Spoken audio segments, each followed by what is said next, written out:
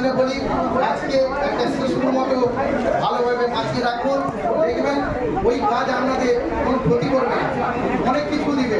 আপনি বুঝতে পারবেন না গাছ থেকে আপনি কি পাচ্ছেন না পাচ্ছেন, অক্সিজেন সবাইকে দিতে লাগবে।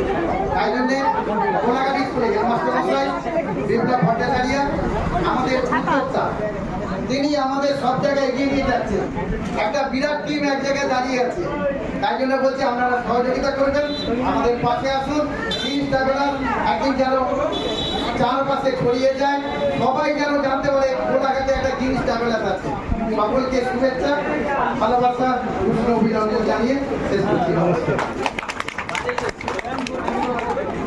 গ্রাম পঞ্চায়েতের পক্ষ থেকে কোলাঘাট গ্রিন ট্রাভেলার্সের সদস্যকে অসংখ্য ধন্যবাদ জানাই। ওনার অমূল্য বক্তব্য রাখলেন। তিনি বললেন গাছ লাগান, প্রাণ বাঁচান। একটা গাছ মানুষের কি উপকার করতে পারে আমরা গাছ আমাদের বাঁচার জন্য